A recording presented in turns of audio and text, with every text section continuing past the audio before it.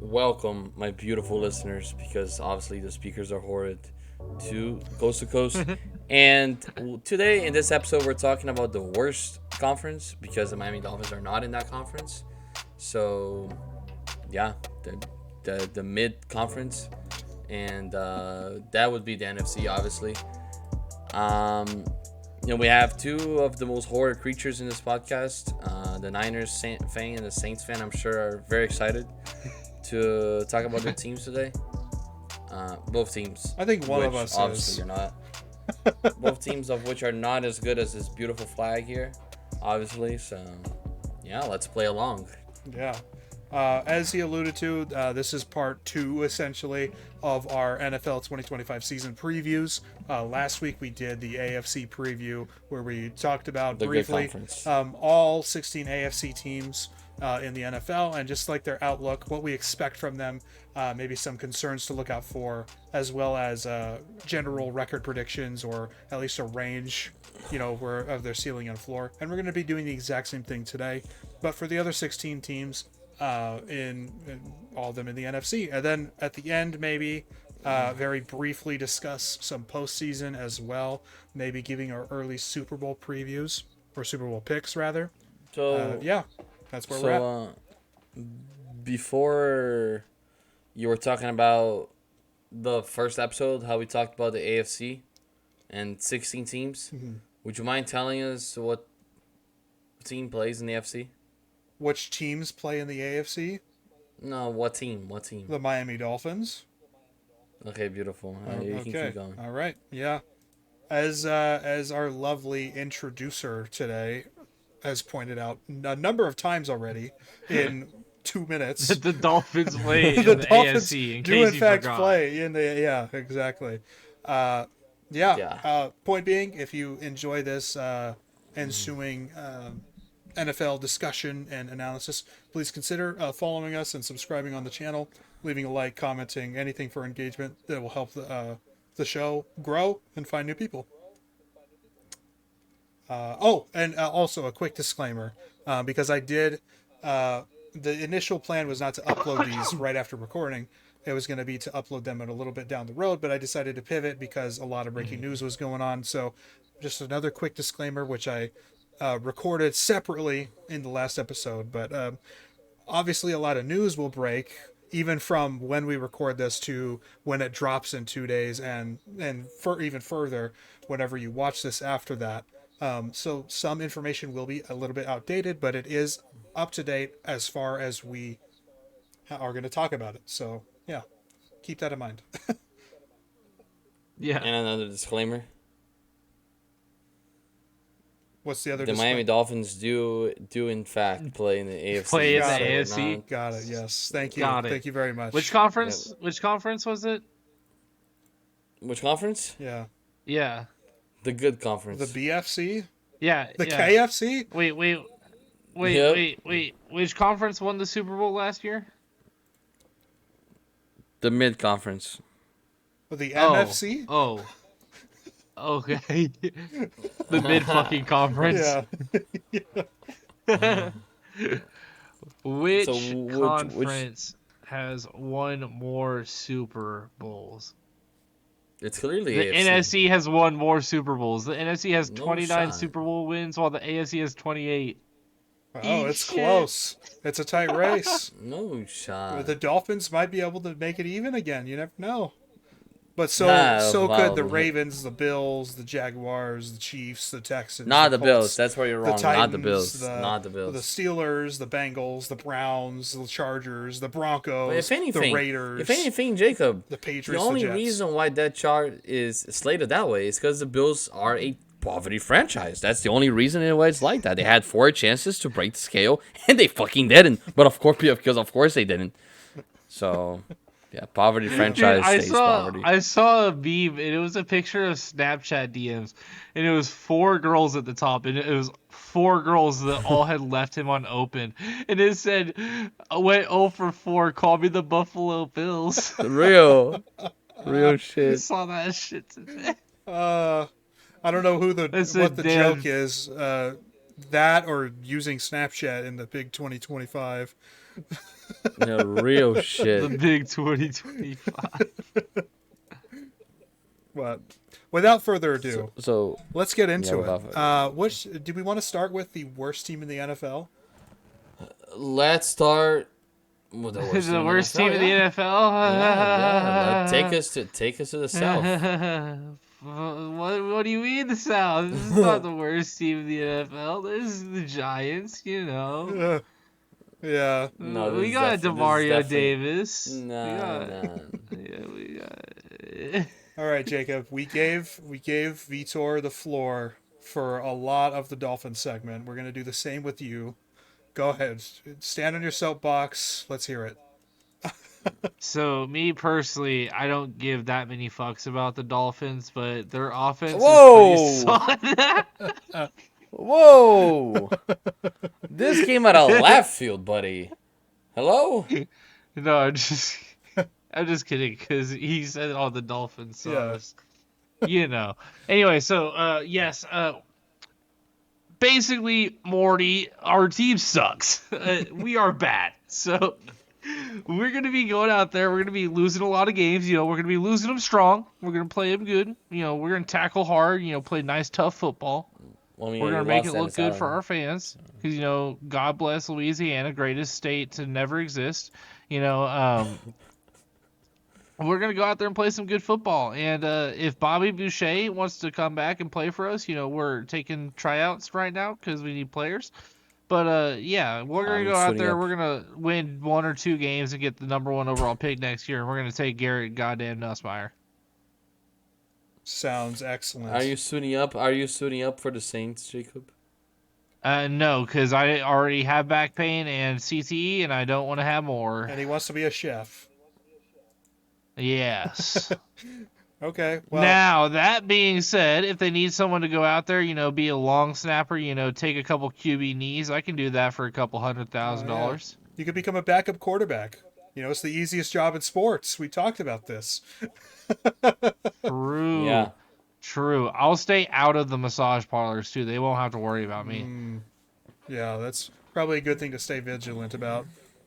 But yeah, look, you mentioned the 1 or 2 wins, and I'm totally in the same court here. The problem is that this roster, even if they have players that perform well, there are like 5 guys that I'm like sold on as good players on this entire roster. It's brutal stuff, and half of those guys are aging players who are past their prime and might not even be good this year. You know what I mean? Like, it's really brutal. It's unfortunate too. It's a really tough undertaking for Kellen Moore to take this team, and that's why part of the reason why it was just so tough, and it took a while for anybody to even take the job of the New Orleans Saints head coach because they know how daunting it's going to be. That said, I also don't think he helped himself very much with his defensive staff. I think Brandon Staley is an awful choice at defensive coordinator for any team.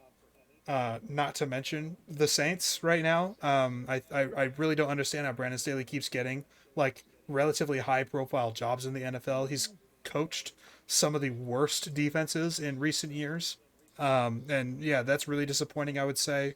I also think that you know that you're in a pretty big gut and rebuild.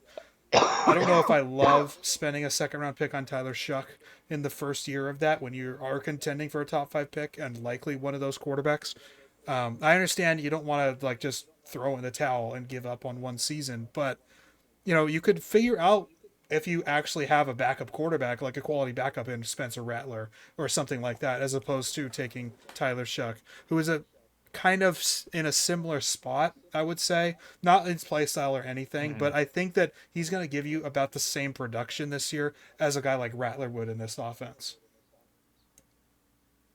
I actually wholeheartedly agree, and I find it a bit more frustrating because in the camp talks right now, everyone who's been in attendance from all the coach interviews, Spencer Rattler is far and away the #1 right now. He's impressed way more at camp. He's been the more consistent leader on the team, and he's had a great attitude going into the camp.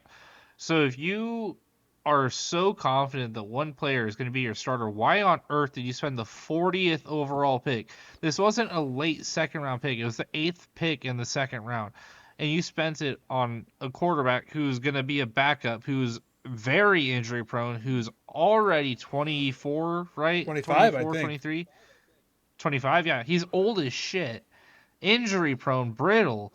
And this is who you're spending your 40th overall pick on when you had so many other needs. You're going to go into this season in the NFL with the worst cap situation and the worst roster. And I just don't understand the mindset. I don't understand why this team is so against committing to a rebuild and actually having consistent success for once. But instead, we go and take players like Tyler Shuck, who are going to do nothing to fuel our production in the future and win us a Super Bowl, while there were still players like Will Johnson on the board, Alfred Collins, Ariante Ursary. You know, we've had a really bad old line for a couple of years. Ariante Ursary would have been a great pick.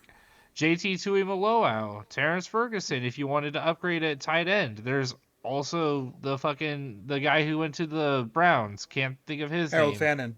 He's great. Yeah, Harold Fannin could have taken him. All these players. Mike Green was still available. RJ Harvey, you could have got like an actually really good running back. You want to talk about really good running back? You could have got Caleb Johnson. Instead, you got fucking Devin Neal, dude.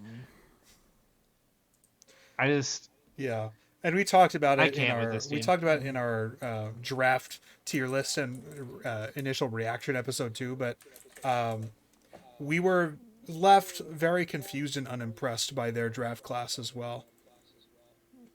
And Like, it wasn't bad if you look at it overall, but it's just like, why? right, There's no why to the draft. yeah. So with all that being said, my threshold for them is a floor of 1-16. I'm not going to call it 0-17 because I think losing all 17 games is just We could be the Giants maybe at home. sure, yeah. But losing 17 games is arguably just as difficult as winning, because everybody's trying to win. Anyway, floor 1-16, ceiling 4-13, but my prediction is 2-15, and they do land the number 1 overall pick. So they'll have their choice at quarterback, whichever one they like out of this really, really shaping up to be a really solid class, I should say.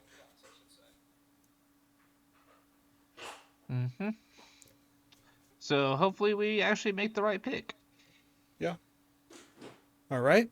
We can hope. Let's talk about the rest of the NFC South while we're here.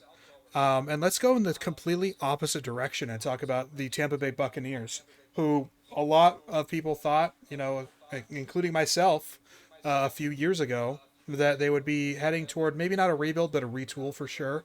But it just feels like every year they've been able to build up this roster even more and really capitalize on things that they've missed out on or the things that they've lost since Tom Brady's absence. And now they've cultivated a really strong roster, and that's also spearheaded by sort of a resurgence of Baker Mayfield as a really, really solid quarterback, certainly within the top 10, I would say, entering the year for me. And I think he, in a way, has saved a lot of this team as well. I think if they didn't hit on him, having this resurgence into NFL stardom, and if Dave Canales wasn't around, probably, who was very instrumental in that, this team would be looking a lot different right now. But I guess I do have some concerns with the offense, just a little bit. Namely that they've lost 2 very prominent figures in that offense in 2 straight seasons.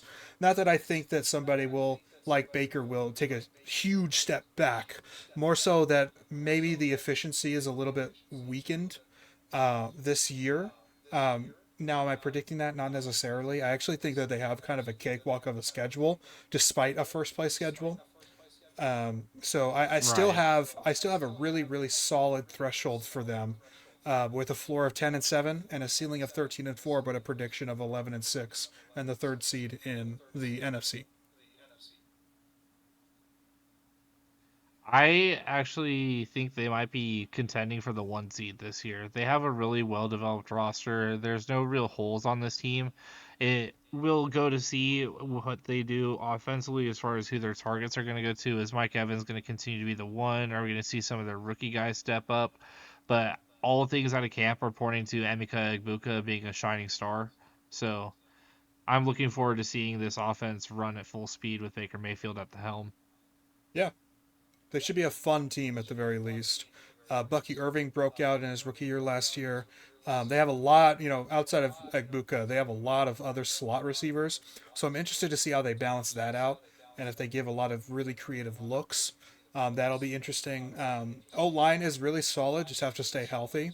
And now, I could say that with every team and it would be really boring and annoying. So I'll just get it out now. Stay healthy. And, that certainly helps your team if you just stay healthy. Kalijah Cansey finally was taking another step last season, so I'm excited to see him take another step potentially. Levante David is still sipping from the fountain of youth, so maybe he slows down finally, or maybe he still has another dominant season.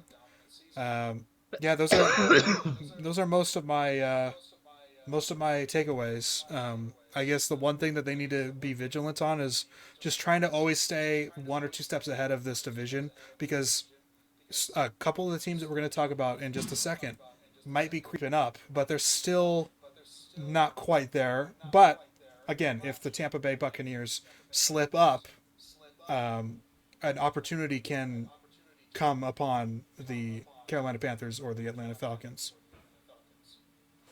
Mm-hmm. All right. We'll have to see how it plays out through the season. Absolutely. Next up, we'll talk about the Falcons and their outlook. This team's gonna flop. People are gonna pick this team to win the division. It's not gonna happen. I mostly agree with you. I'm not picking them to win the division. Obviously, I've got the Bucks doing that again. I'm not even picking them to make the playoffs. I think that this roster is not quite there yet. And I think a move, the very risky move, like trading up to select James Pierce Jr. and losing a first round pick next year, can potentially spell disaster for this coaching staff that is just entering their second season. They were already questionable, especially for us on this show after their first season. So they have a lot. Right. They have a lot riding on the success of this season and the development of these young players. One of the problems with the Falcons overall that kind of bothered me by the end of the season last season is how much people were talking about Michael Penix Jr. and that he's going to save this team, and he very well could. But he only played 2 games last season. He only started in 2 games. I think we're overhyping. And he didn't look exceptional. He had a couple of exceptional throws, but yeah, overall he was fine. And I think they won those 2 games. He was fine. He's capable of winning 100%. I thought he lost. Oh, maybe they went 1-1. Pretty sure he lost the last game. Okay, I don't know. that might be true. But It doesn't really matter. yeah, the problem is that it's still an unknown, and I think people just look at a quarterback that won a national title, that got drafted highly, and they show some. They actually lost both of them. Oh, did they lose the title? Never mind. I thought they won. Yeah. And No, they lost them both. really, They lost in overtime to the Commanders and Panthers. didn't he play against the Giants? I thought maybe he started 3 games. Oh, then yeah, he started 3 games and they kicked the Giants' ass, Okay. 34-7. Okay, that makes more sense. Because I know for a fact he played against the Giants. I'm almost certain. Yeah. Okay. Regardless, he had some exceptional throws. He played fine, but people are immediately writing it as a success or a draft hit. But it's only been 3 games or whatever. It's still very unknown. And that being said, because it's an unknown, it could flop, like you said, and the run game will have to resort to carrying the offense again this year. And I don't know if I'm as bought in on the interior offensive line of this team as I have been in years past. They still have Chris Lindstrom, which is great, but Drew Dahlman they lost in free agency. They also, I'm not confident in left guard Matthew Bergeron yet, so there are concerns there as well. I just don't know how efficient this offense will be, and a lot of it will hinge on Michael Penix Jr. and how good he is in his sophomore, but really, for all intents and purposes, his rookie season. Rookie season. So therefore, I have an uncertain threshold, but it's a pretty wide one. I have their floor at 6-11. I have their ceiling at 10-7, and I have their prediction right now at 8-9. I think that's fair. I think that they are probably a 7-10 team for me, but it just depends on how they handle the bad teams on their schedule. Because if they beat the bad teams, then they'll probably get around 10 wins. But if they don't beat all the bad teams, they're not going to look good because they're not going to go out there and beat the good teams in the league.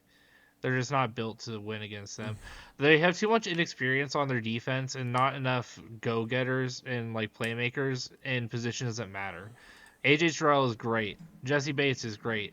Those two positions are meaningless compared to a really high-class edge rusher. And yes, they addressed that in the draft, but you can't expect James Pierce and Jalen Walker to be productive Immediately. year one. Those guys are really, really raw talent. Yes, both of them. And that's the thing, right? Like, so it feels like, in a way, from their draft, that this coaching staff is confident that they've got some time to really see this through and see this development through, which is interesting because, again, I think maybe we all unilaterally thought that the job that Raheem Morris did last season was enough to be fired. Maybe we didn't agree that he should be, but he certainly it was suggestible by the Could end have of it. been. Right. So yeah, I really don't know. Like I said, it could go well if their pass rush can really improve, which was their biggest weakness on the entire team last season. If Michael Penix is solid, this could be an impressive team, and this could be a fun team to watch. There are things I love about this team, and there's things I hate about this team. Namely, I'm gonna want to watch this team. This is gonna be a fun team to watch. It'll be interesting. I love Drake London. Drake London's one of my favorite players in the league. And same for Jesse Bates. I don't love their interior a whole bunch, but you mentioned Lindstrom. But when it comes to what pisses me off about this team, I am sick of Kyle Pitts. I'm not high on Bijan. Michael Penix is a huge question mark. I think Bijan is overrated as hell, to be completely honest with you. I think all three of us. I think I less so than you guys, but we all do think that Bijan is at least a little overrated. overrated as shit. Overrated as shit. That one juke he had, I can't think of it. I'm too tired for that right now. But that one juke he had, he just had received a pass. I think it was a flat behind the line of scrimmage. Juked the fuck out of a defender, and media perception towards Bijan changed right then and there. I remember night and day there was the difference in narrative on Bijan. Yep, because he was struggling before that. He wasn't productive. He was struggling before that, and one juke change like he has negative ball carrier vision. His ball carrier vision is the worst out of any starting running back in the NFL. Poor vision.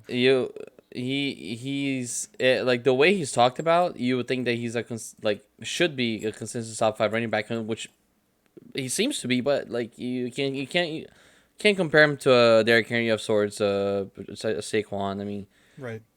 Even Joe Mixon, I'm taking him over as a pure ball carrier. I'm taking Joe Mixon over him, 1,000%. I don't know if I would do Joe Mixon. Joe Mixon doesn't he have a fumbling problem? A healthy Joe Mixon. I'm talking about a healthy Joe Mixon. Not maybe really. a little bit, but I take his vision over Bijan's any day. And there are other running backs. I'm just like this is probably the lowest of the running backs I'll take over Bijan.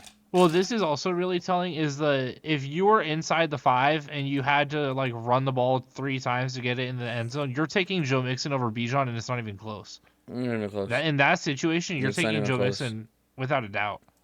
It's not even close. Because Bijan just hesitates too much. He doesn't hit the hole like that. No, my example, and he has always had a decent line ahead of him. My example of Mixon is that's the lowest of the running backs I'll take ahead of him. So I probably have 10 running backs out of Joe Mixon right now, at least 8. So Joe Mixon is borderline top 10 running back for me, and that's probably a little too high to be honest. The way I talk about him. Anyways, Kyle Pitts, I'm over Kyle Pitts. I'm high on Jalen Walker. I like James Pierce. Leonard Floyd, okay. And I love Terrell and stuff. So it's missing depth. But I think the cornerstone pieces are there. But yeah, obviously, Well, the needless to say, they pieces need are in Michael Penix to place. hit. The pieces are in place. It's whether they truly fit, I think. Yeah, and And yeah, and that will Michael be Penix seen. has everything. I think we'll have a good idea of what this team is going to look like in 3 years based on this year. If they're trending Yeah, upward, they could be a Super Bowl contender in 3 years. But if they're like and stagnant or trending down, then they could be one of the worst teams in the NFL in 3 years. and fortunately for Falcons fans, I think Penix has everything around them to succeed. I don't think there's anything glaring that could hold Penix back. It's up to Sure. Penix. Yeah, It's up to I Penix. think so.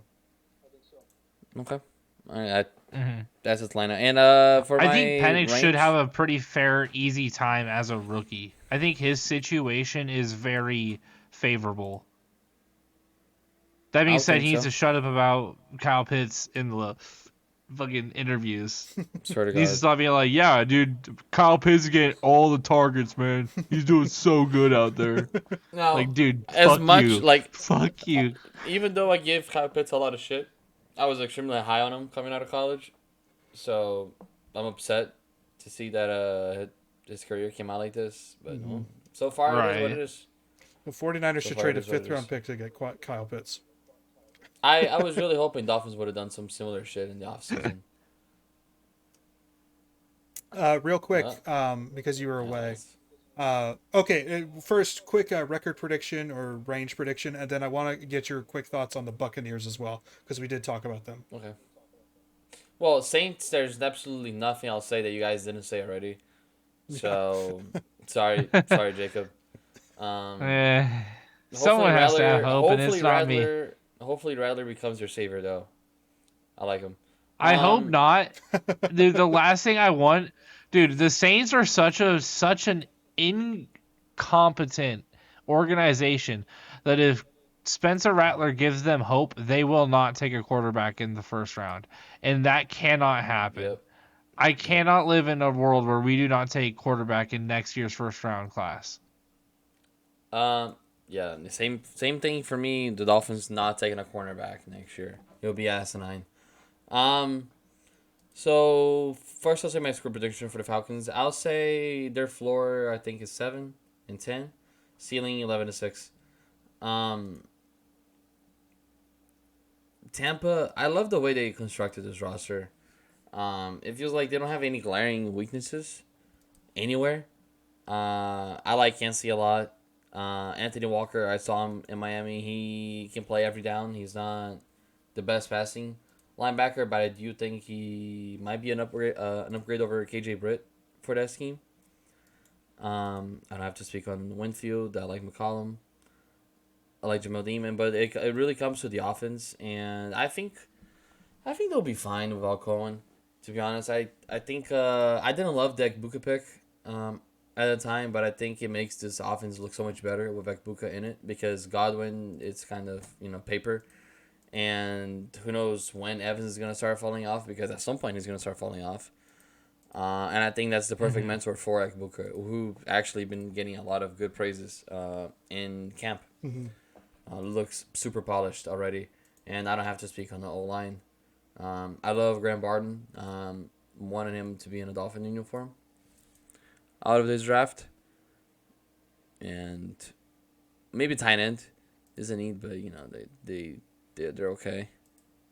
I'll say floor for Tampa is 8-9. Ceiling is probably like 13-5. I think their That's absolute floor is 9-8. I don't see this team not being My a floor winning for team them at is the end ten of the and year. seven because I really love that roster. They've done such a good job building yeah. that I roster. think it's so well constructed. Yeah, I think it's so well constructed. All right. I Really maybe I'm good not so O-line, high on their sneaky good floor as you O-line. guys are, but I think their ceiling is high for sure. Well, I don't know how exactly you're doing it, but my floor is like everybody's healthy, they just aren't very good. You know what I mean? Yep. Or Yeah, I'm having a not down considering year. injuries. Yeah, Rather. absolutely. Okay. Yeah, Okay. yeah. Just making sure. I got that No, out no, of the way no. when we were talking on the Bucks. I'm like, look, I health is mentioned an important Godwin, factor in but every that's just team. no, yeah, absolutely. I mentioned Godwin, but Right. that's just because Godwin is literally made out of paper. Yeah. I love the guy, but seriously. Yeah. All right. Now this is This maybe the most controversial team in the NFC South, but I think one of the more optimistic stories of the entire NFL, the I Carolina agree. Panthers. I agree. Bryce Yeah. Young was benched. This is gonna flop too. Maybe we'll see. Bryce Young was benched earlier in the 2024 season because he was playing horribly to start the year. But then when he comes back in, he gets the starting job back, and he finishes the season in those final 6 or 7 or 8 games or whatever it was. He looked legit. I was very impressed by somehow he managed to grow 5 times as much as a player in the few weeks that he was benched than he did in the entire season and a half that he played before that. It was really unbelievable. I thought it was night and day. Maybe it was something in the Dave Canales offense that just clicked at that moment, that critical moment. And as long as he doesn't look back from that and he continues to ascend, this can be another one of the more exciting teams in the NFL this season. I think an extra year of that development after something clicks is super crucial. I also think that the investment in the O line in recent off seasons, because they spent a lot of money there, it has to pay off, and I think it might. And I think drafting a guy like Tedroa McMillan is a perfect fit for this offense. It is really this. It's really Dave Canales' new Mike Evans for the Panthers. Yeah. So Yeah. I think this is really the year. Like you'll know by the end of the year if Bryce Young is the guy, because he has everything now at his disposal. He's got an offensive And it's system. a good offensive lineman. It's a Yes, good he's offensive got line. an offensive system. He's got an offensive line. We feel like he's got a running back with Chuba Hubbard breaking out last year, and they still have Jonathan Yep. Brooks, but he's injured always. And he's got some weapons at receiver now. So this is the year. The real And a concerns for decent me, defense. that was I was going to say the real concerns come on the defense for me. I think it I relies agree. very heavily on the ability of some of their star players. It's very top heavy. J.C. Horn is, Mm-hmm. of course, a star. Derek Brown's a star who they missed all of last season. Morrig. Trevon Moehrig is pretty good, yeah.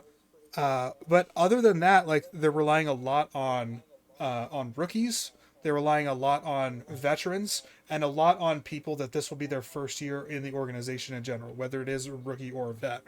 So I'm curious to see how the overall unit plays, but I'm not as confident in that unit as I am in the offense. Therefore, I Mhm. have an optimistic threshold for them, but it's still right in the middle. 7-10 floor, a ceiling of 10-7, but my prediction is on the upper end of that at 9-8. And I think right now, with my current prediction, they sneak into that seventh seed with that 9-8 record. I'll say a few different things about the roster, but when it comes to your predictions, we have exactly the same 7-10 floor, 10-7 ceiling, and 9-8. That's kind of where I'm at as well. I'm actually really high on this team. It's one of my favorite teams going into this year. It was already last year. I was already curious to see Bryce Young going into the year, so I was a little disappointed when the year started, like you said. But towards the end, that was the Bryce Young I was expecting to see, and I like his play a lot. I think it translates very nicely to the NFL as long as he remains polished, and it seems to be the way so far. So, um, Morik is a guy I'm super high on playing next to JC, and they've had some serious secondary issues last season. So I think he's gonna be extremely important to this team. Derek Brown needs help in the defensive line. I think that's where majority of the issue comes. They're missing Brian Burns badly. So maybe Nick Garden can. I don't expect Garden to have a lot of production in his rookie season. So maybe obviously it's not a finished product, but I like the way they play as a unit. This defense, I saw some flashes from them last year. So Yeah, and they were playing uh, without Derek Brown. That's the very important they were playing distinction. without Derek Brown. That's a very I forgot to mention that as well. So I don't think they're a defense that's gonna win you games, but I don't think they're gonna lose you that many games either. I think if they give the offense a condition to win.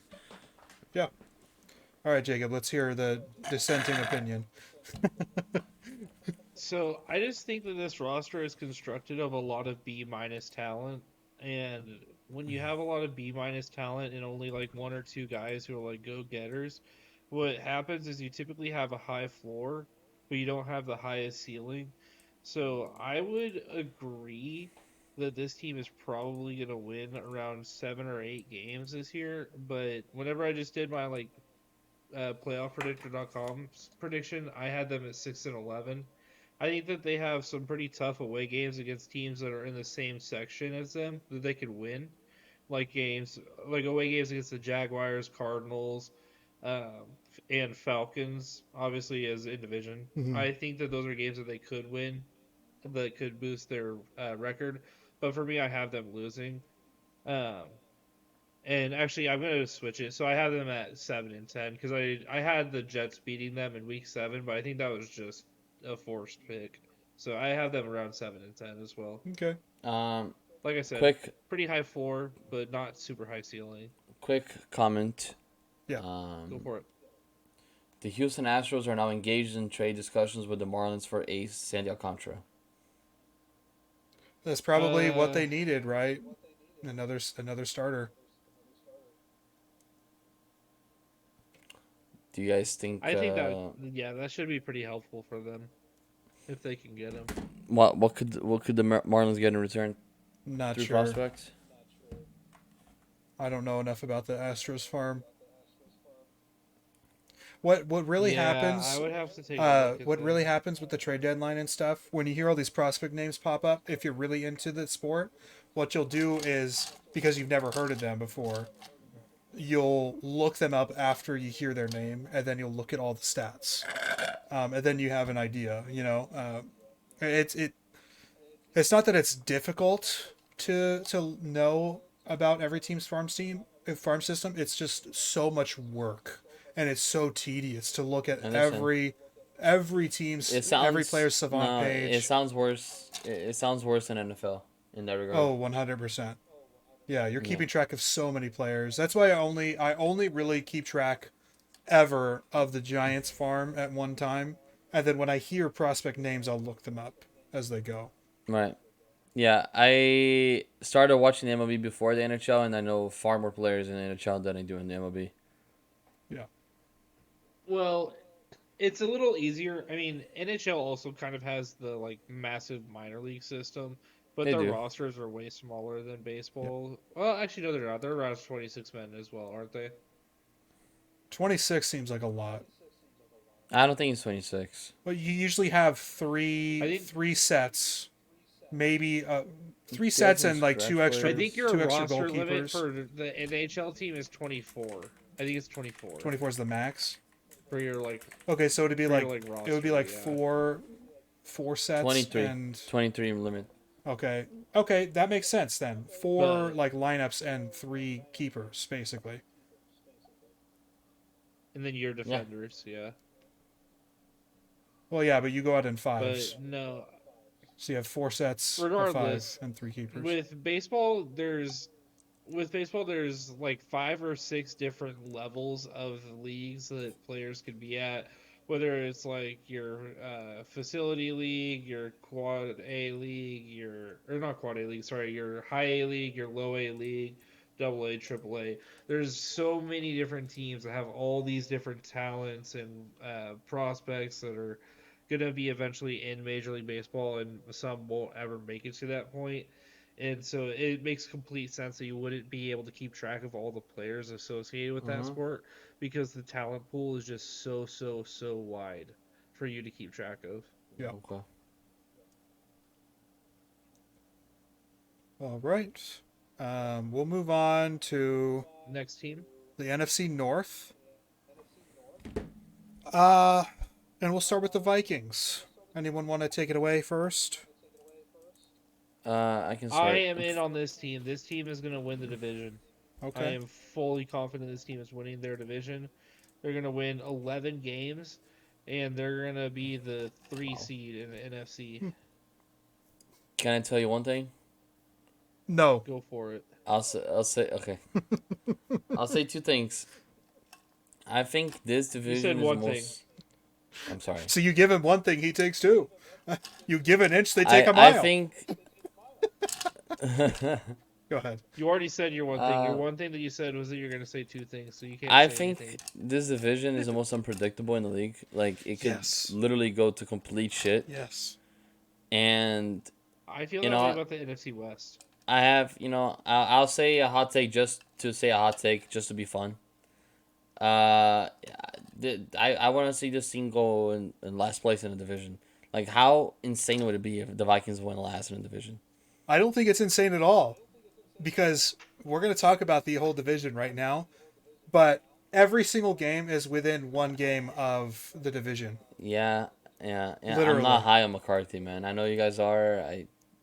I think I it's don't know, but so. This one, it's so early. I know it's so early. I. Just I was never a fan of him. No, nothing changed for me to be a fan of him That's fair. now. Yeah, that makes sense. And Flores' defense is very one dimensional. I think teams are gonna start picking it up soon. And I think that's something people are not talking about enough. Like cover zero can be very, very repetitive. And Harrison Smith, a huge factor of why that works is getting old. So I don't know. I understand those concerns, but I think that this unit is just so talented on every It's a very level, good unit. And all across, and their it's very good. points of weakness, they made a point to go out and try to improve them. Like interior defensive line, they went out and get a Javon Hargrave to help that, right? So they're making moves, they're taking steps, and I really really appreciate that. And I think that I really love Ivan Pace Jr. I think he's a stud. I think that this secondary is underrated at the very least. The offense is a little bit of what scares me here. Not because of the skill position players. They are loaded. I think this is a really balanced running back duo and Aaron Jones and Jordan Mason. They do different things well, which is really good. I feel like they were lacking that last year. Christian The Darrisaw receiver, has to stay healthy. yes, the O line. Everybody has to stay healthy. The receiver duo at the very least is very solid. Of course, when you have Justin Jefferson, it's hard to make that look bad.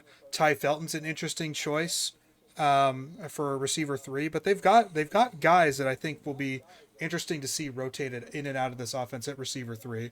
T.J. Hawkinson is no scrub whatsoever. The offensive line is pretty good when healthy again. Mm-hmm. It's purely determinant on J.J. McCarthy and how much you think he'll have developed already into being an NFL quarterback. How much do you think injuries could impact the season for him again? Not predicting injuries, of course. There's just a lot of uncertainty there, and that's kind of my only hang up really. Outside of, again, this division is a clusterfuck. I think it's the toughest division to get right in this sport right now, and I really, I really just don't know what to make of it. I think I can see every single team in this division winning the division. The least Mm-hmm. likely being the Bears, but I can still see it. This might be the second most likely team to make it to win the division, but I don't have that. And their threshold is very wide. Like I said, their floor could be 7-10, and I think their ceiling could be 11-6. But currently, I have it at 8-9. Just how the schedule fell when I did my prediction. Yeah, I have the floor probably around 8 and 9 as well. Uh, yeah, no, I'll say floor 8 and 9 and ceiling like 12 and 5. It's 12. Yeah, 12-5. And then they're going to win 11. They And could. they're gonna That's win my 11. ceiling. Cool. Okay. I'm just my biggest concern is defensive scheme just not adjusting. I think if NFL teams pick up on it, it's gonna That be could be a tough on the problem too. Vikings. Sure. Yeah. Okay. Next up. We can talk about the Bears next. Um, Okay. Ben Johnson, I'm super excited for him to become a head Yep. coach for this team. Mm-hmm. I think he is the perfect fit for Caleb Williams and this offense, of course. We need to see a sophomore sprout from him. We can't see more of the same, though. So do it. he has an embarrassment of riches at skill positions. They have an unbelievable trio of receivers, honestly. Now I'm not as high on. Oh wait, never mind. I'm sorry. DJ Moore, he had effort issues toward the end of last season You were down the about to say stretch. I'm not as high on Keenan I, Allen. I That's what you were about I to totally say. forgot. Yeah, I totally forgot he's not on the Bears anymore. You're 100% right. But yeah, DJ, he's a very solid receiver. He's shown that he can take over a game before. It's just about giving effort. Rome Odunze didn't see much last season, but again, if Caleb Williams can play better, then he can play better as well. Luther Burden, my second favorite receiver out of this class. Pure slot guy, but it's going to be a lot of fun to watch. Cole Kmet is no scrub at tight end, but they drafted Colston Loveland as well, who is a fantastic receiving threat. This is a lot of pieces for this offense. Not to mention an interesting committee of backs. I'll say at least, maybe not a very good one, but interesting. And they invested a shit ton of money on that offensive line as well. Newcomers being Drew Dahlman and Joe Tooney. They again spent a shit ton of money. Jonah Jackson is And also Jonah new, Jackson. yeah, but not as much money, of course. But still, I mean, they've invested. They traded for him though. Okay, yeah, they invested is the point, and Caleb really doesn't have any excuse. It's similar to Bryce Young. He's got his system now. He's got his playmakers. He's got his O-line. Go out and ball, I still think this team, though, is a year away. I think there's going to be some growing pains. There's going to be some gelling issues. And this defense has taken a little bit of a hit over the past few years. They were a stalwart unit, but they've lost some pieces. Some pieces have aged. So I'm not as big on the defense as maybe a lot of people are, and some people have been in the years past. I think their duo of This linebackers. defense needs to go sign Christian Wilkins. Huh? This defense needs to go sign Christian Wilkins for next year. That could really help them. Yeah, I could see that. This linebacker duo, I think, is really overrated, actually. I don't think they've played very well the past couple of years. They're not bad, but they're not very good. I feel like I love the also secondary. last year, they're good, but I also feel like last year they were kind of carried by Jalen Johnson a little bit. That's just me personally, based on what I saw. So a lot of my concerns lie with the defense, with their consistency. I know that the offense is going to be volatile. It's just about which side we see more of. That said, again, 1 year away, but still a solid threshold, I think. 7-10 record is the floor, 10-7 is the ceiling. My prediction is 8-9. I have this team going like 11 wins. Is that too high? Maybe, considering I'm not that high on Caleb. I'm just, I trust Ben Johnson, and I like the defense. I think they're gonna play hard next year. Lots of skill position players on offense, like you said. I think it's a very thorough group, and I think the O-line is gonna be better. I mean, obviously Joe Tooney. I'm hoping Daniel Wright takes a step as well. Mm-hmm. I have this team at 10 wins, getting second in the division Wow. and 6th seed overall. I'm shocked I'm the lowest on this team. I'm really surprised by that. Big Ben Johnson guy. I'm high on I think them, the I'm just not offense high on should be Caleb. dominant. The offense should be able to win them games in any week they play. Now, I will say this. Whether or not they will do that is one thing, but they have the talent to win them games every single week just with their offense. I was just about to say, with the roster this team has and bringing in Ben Johnson, if they don't do something significant this year or the next, it's time to reset Ben the Johnson franchise. only has a 2-year leash. Yeah, I that might be true. It's I time to think- reset the franchise. If they I don't do think part of something the in 2 thing years. for me, and the reason why their record is lower for me, is because I can very well see them in the postseason. I think they could be a really surprise team and maybe even win a playoff game if they make it. But again, this division to me is such a clusterfuck. I have no idea who's going to win this division. It could be one of the most fun divisions. And in as I football next year. said, these 8 and 9 teams are one game from winning the division. That's how close I have it, and that's how mediocre by record I have it as well. I think that I think that all the teams are solid. They just are beating themselves up the whole season, pretty much. Every time I tell my dad about the Bears and how I feel good about them going to the year, you know what he tells me? What's that? He looks at me and he goes, "It's the Bears." That's all he says. Yeah, that might be the most fair thing to say. Maybe he's just right. Maybe Yeah. he's just right. Jacob, Maybe it's just the Bears. will Caleb throw for 4,000 yards? I don't think so.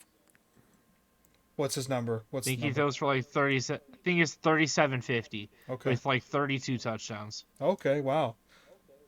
I guess one of my things too is that while they have an embarrassment of riches, and that shouldn't be a problem on the surface, I don't know if there's enough production to get to every player either. You know what I mean? There might be too many mouths to feed, and that might lead to some stagnation in moments. But we'll see. You know, I don't know. We have an idea of what a Ben Johnson offense looks like, but we don't know exactly how this offense is going to look. So I'm very curious, and I think I think DJ Moore is the odd one out. maybe. And you know what I think as well? You might be totally right, because if they have the problem that I just say that they have, where they have too many mouths to feed and there's not enough production for everybody, I could see DJ Moore and Cole Kmet getting traded at the trade deadline. That'd be interesting. You could trade them obviously for draft picks, or you can trade them to upgrade the defense, which I think is going to be a little bit weaker. We'll see. I can send him 2 bags of chips to have it in Miami. Can we talk about the Lions next? I have a hot take. Okay. Well, I think this team is the team that's going to regress the most year to year. it's definitely Denver. Out of this division, I 100% agree. Funny enough, though, I still have them winning the division with a 9-8 record. So do I. With a 9-8 record, they're going to win the division. I had them finishing third in the division. I have them going like 12 wins. I'm still high on this team. I can't not be. This is a 9-win team. I'm totally with you there. I think this division again is such a clusterfuck. They're going to win the division with a 9-8 record. My floor is 8-9. My ceiling is 11-6. I think we know. We don't know. That was stupid to say. We don't know because they lose both coordinators, and that's a very concerning thing. And recent history would suggest that losing both coordinators in one offseason spells disaster. That happened to the Eagles. It happened kind of to the 49ers, even though it wasn't the same offseason. But they lost like 4 coordinators Happened to in the 4 Colts. years. Yeah, exactly. We don't know. You know, is Goff going to be good without Ben Johnson? Is this defense going to be good without Aaron Glenn? Or is this rotation of defensive players going to be good without him? They didn't really help Aiden Hutchinson out opposite, or at least I don't like the moves that they made to help them out. I also think they've run into this issue where they drafted so well for such a long time, and the last like 2 classes, last season and this one right here, I really don't like much of what they've done. Or I haven't been a big fan of it. And it reminds me a lot of what the 49ers are or were a couple seasons ago, where like every draft pick they made was just very confusing and you just didn't get it. And that's what ultimately led to a serious regression after a Super Bowl loss, with the Niners regressing last season. So that's my worry there. Yeah, but I think this is still a very talented roster. Yeah, which is exactly why I still trust him enough to go 12-5.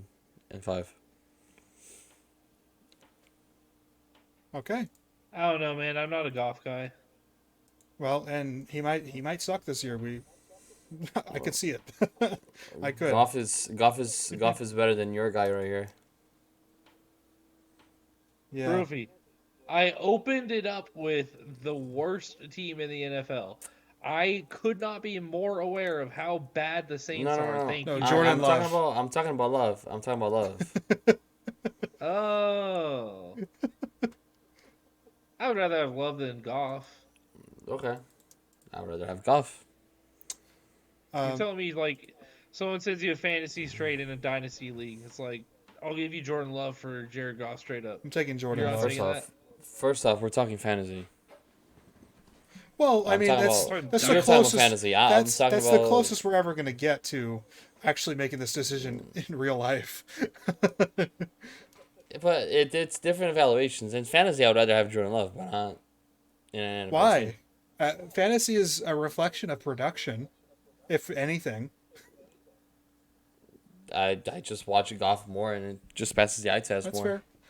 I It doesn't though. I wasn't a fan of Goff in his first like 5 games last year. Then he finally hit his stride, but then he kind of sucked at the end of it too. So I really have no idea. You know what I mean? Also, Jacob, it absolutely does. Love's mechanics terrify me. I can't watch the man throw. Okay, that would make sense then, because that makes sense why you love Kyler Murray, because Kyler Murray's technique on his throwing is fucking beautiful. It's his decision making that sucks. Yep. I like Kyler Murray. I think he's underrated. A lot of His people think he's mechanics- overrated. I think he's, if anything, I think he's underrated.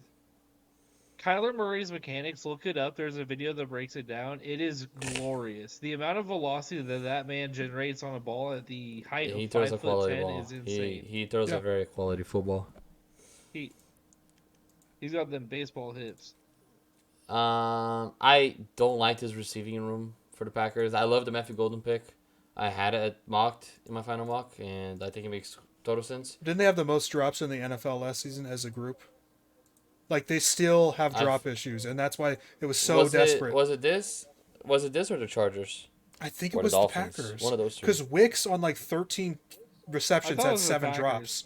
Like Wicks was super terrible last year. Might have been. Jaden Reed had like 7 drops as well.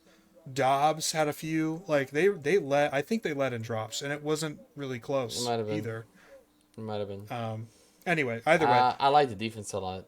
I like the I defense see. a I lot. don't really. That's my. I'm not a fan of this I- roster in general. In all honesty, I listen. I hate the offense. Let me just This get is that out of the my way. I last don't like the place offense. team as well. Yeah, it's either Minnesota or this for me. I think this is genuinely the last place. The only reason why I said Minnesota earlier was just trying to be funny.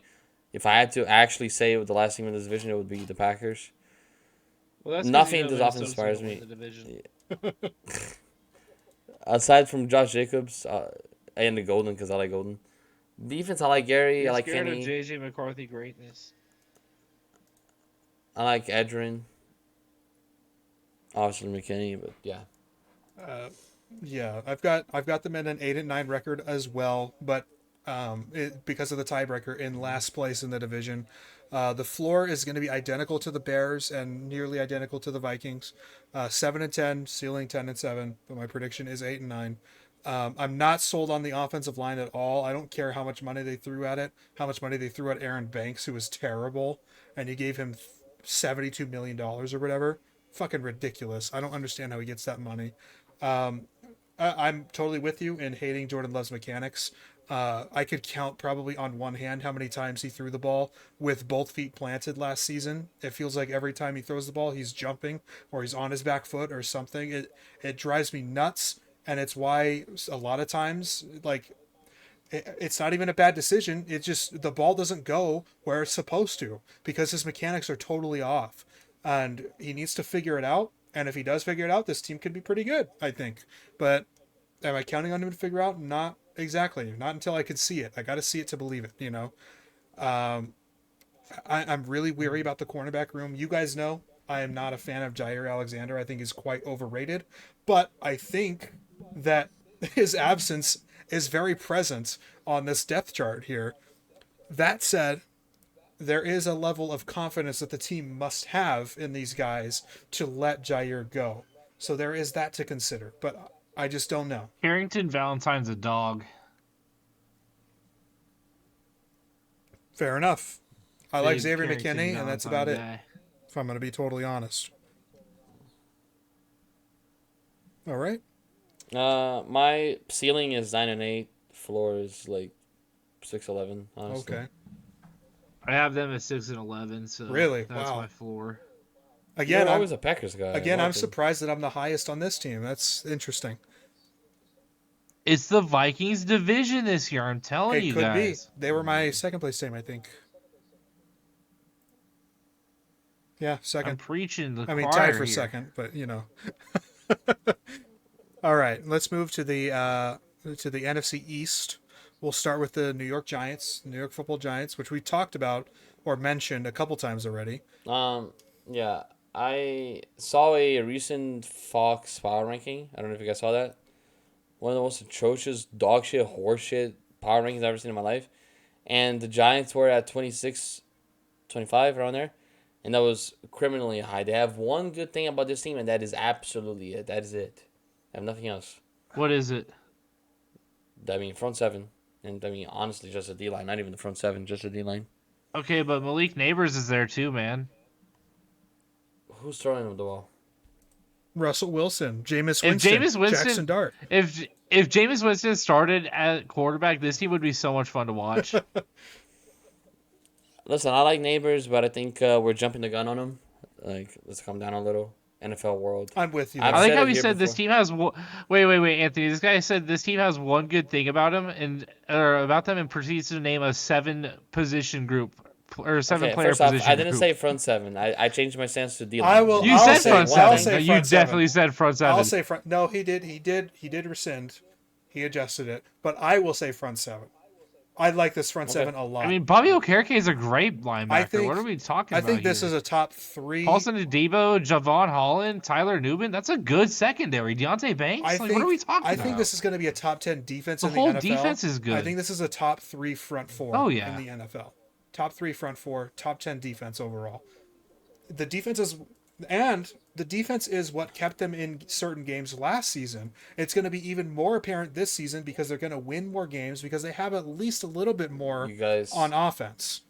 They actually have you a guys are quarterback. talking yourselves. You guys are talking yourselves into the Giants being a good team. I'm not. This no, team is not no, good. no, no, bro. no, no, no, no, no, no. No. You mistake. They're just gonna have a really good defense. Defense doesn't win.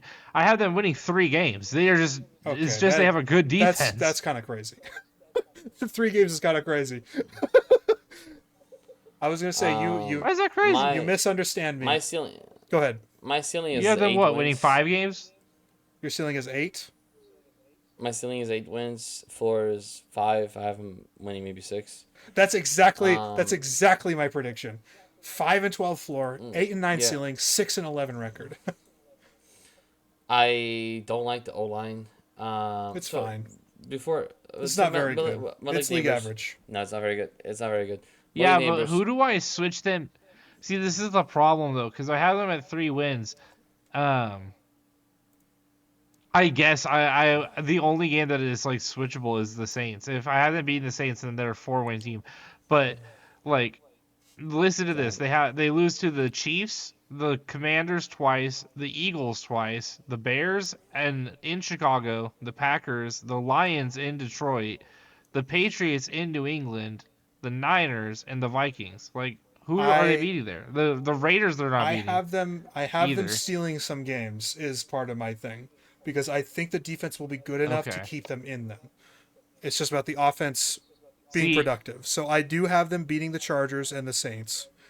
I do have them stealing. See, well, I have them stealing games too because I have them beating the Chargers, Eagles, and the Broncos. I have them stealing. So it's like that's a lot already. That's there. fair. They have a hard schedule. This It team is not it winning is- 6 it games. What is are you a tough talking schedule. about? It is a tough schedule.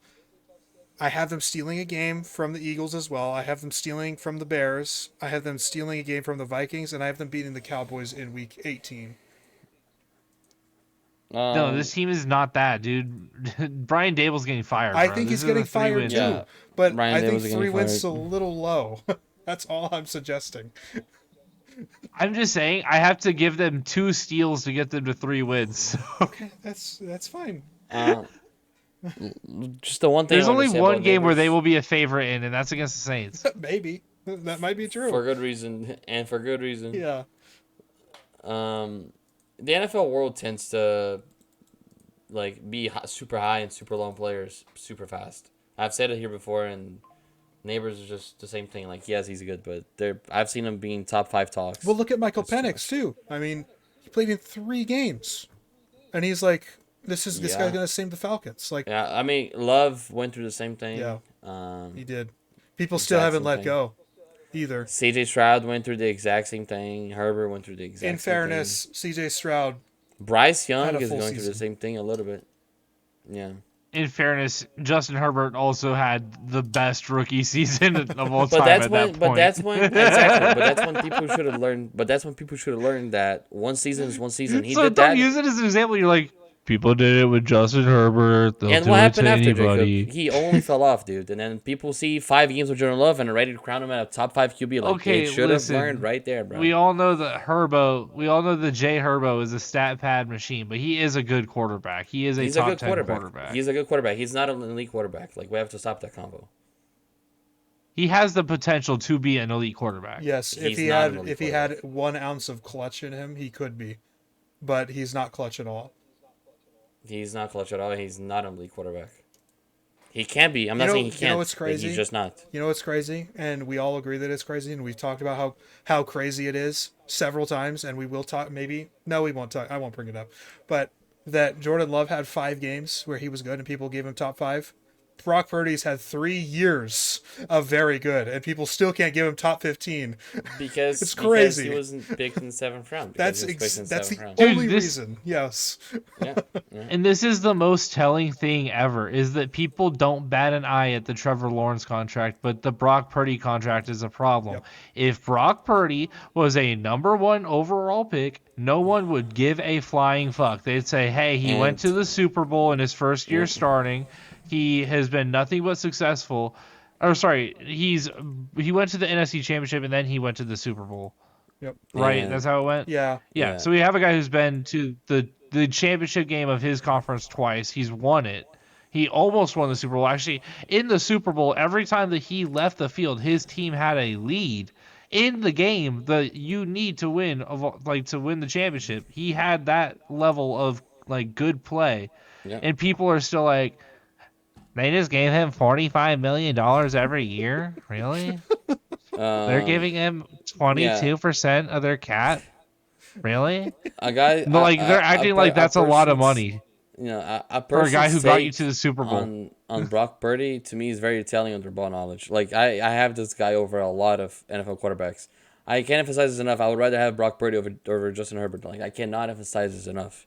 Just a much more sound quarterback. Yeah.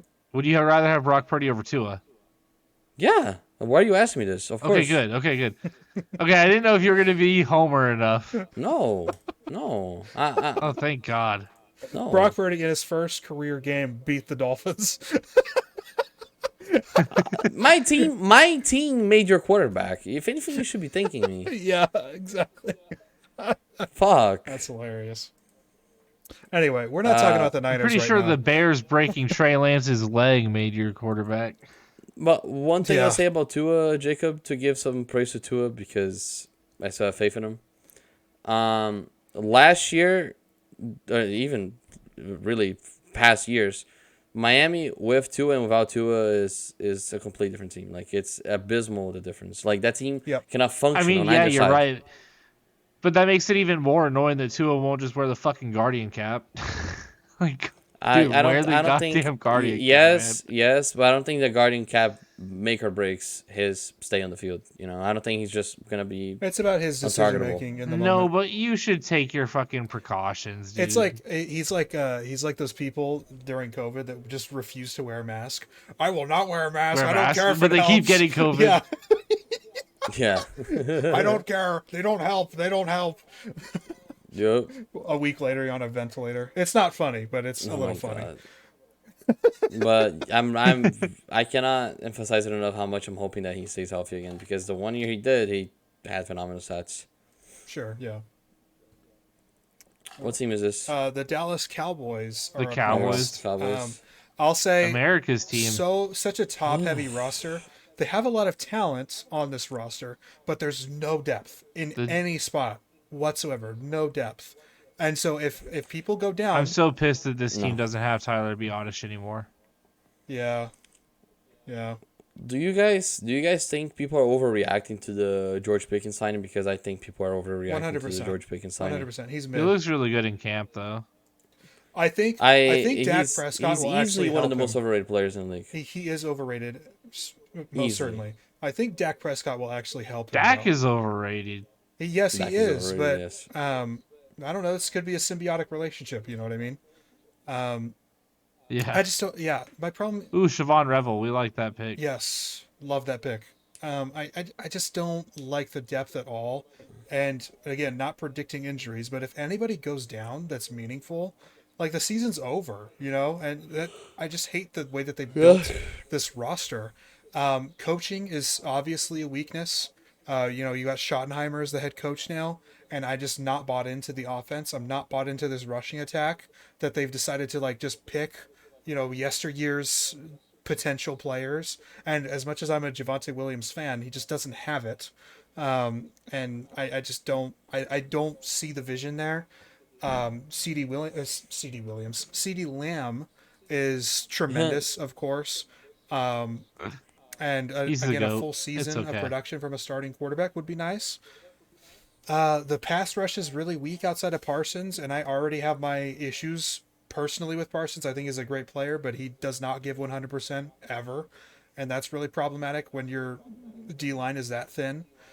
Um, yeah, I think this is a super volatile floor, and it's purely dependent on their star players, like the 3 or 4 guys that are the stars on this team. Their floor is Yep. 6-11. Their ceiling is 11-6, and my prediction is 8-9. I have exactly that, but my ceiling is a little lower, 10-7. So it just changed the ceiling for me. I have the Dallas Cowboys going 7-10 and finishing third in the division Yeah, it's reasonable. on account of defensive failures in the secondary. Makes a ton of sense. All right, let's move on to the Commanders. Very interesting This team. is going to be the most fun team to watch in the NFL next year. Um, I think they'll be fun. I don't know about most fun. I actually think that they're going to regress just a little bit, not too much, but there could be a little bit of regression in their future. Um, a lot of it Is hinges. Jaden Daniels CJ Stroud 2.0? So that was going to be my thing. Are we going to see a sophomore sprout or a sophomore slump from Jaden Daniels?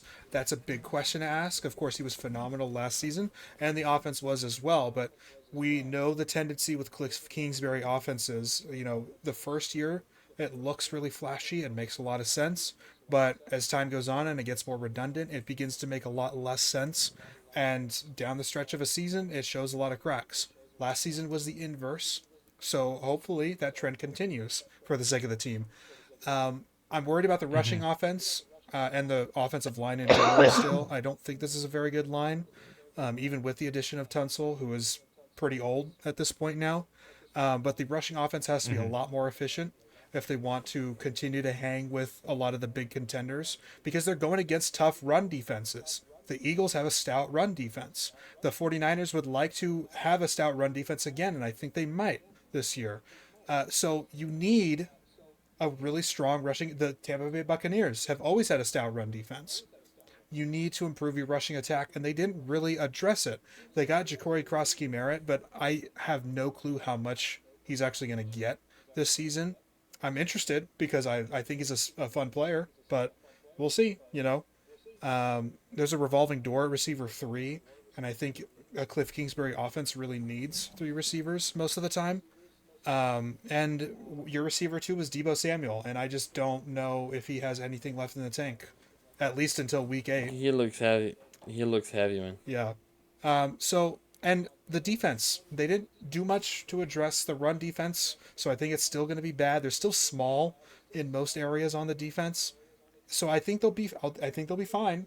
But yeah, just a little bit of a regression. The floor is still 8-9. The ceiling is 11-6, and my prediction is 9-8 with the 6th seed in the NFC. What was their record last year? I don't know. It was 10 or 11 wins, I think. I thought they won. I thought they won 11. How do we get to last season on here?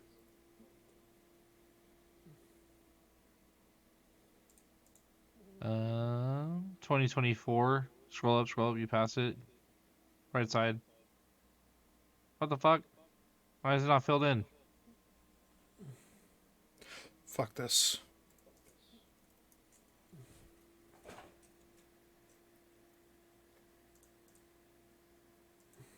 12-5. Holy shit. Oh, That's 12. better than Holy shit. even better than I thought. Okay, maybe it's a pretty I knew it was significant good. regression. So Yeah, I knew I yeah, thought so it was 11. I also have them slotted in for a bit of regression. I have them going 10-7. I think their ceiling is 12 wins. I have their floor at 9-8. And I think the tale of this team is that they're going to be really, really, really successful against the bad teams. I don't think they're going to go out there and have a lot of stinkers against bad teams, but I do think they might struggle against the better teams in the league, like the Eagles, the Chargers, Bears, Lions. I think that Dolphins game away in Miami is going to be a hard game for them. Broncos off the bye week is going to be a difficult matchup for them. So I have them going 10-7. I have them going 8-1 against losing teams, and I have them going 2-6 against winning teams. Yeah, makes a lot of sense. I like a lot of the stuff you said. Mm-hmm. Vitor, anything else to add about the Commanders? Show me their secondary again. Yeah, there you go. I see the Eagles. That's for the Eagles. My bad. Sorry. Thank you. I forgot they got Lattimore. Damn. I'm going to do the bathroom real quick. I'll be right back. That's one of my criticisms, actually. Not Lattimore in general, but they have become kind of a retirement home on the defense. Yeah. Von Miller, Bobby Wagner, Marshawn Lattimore.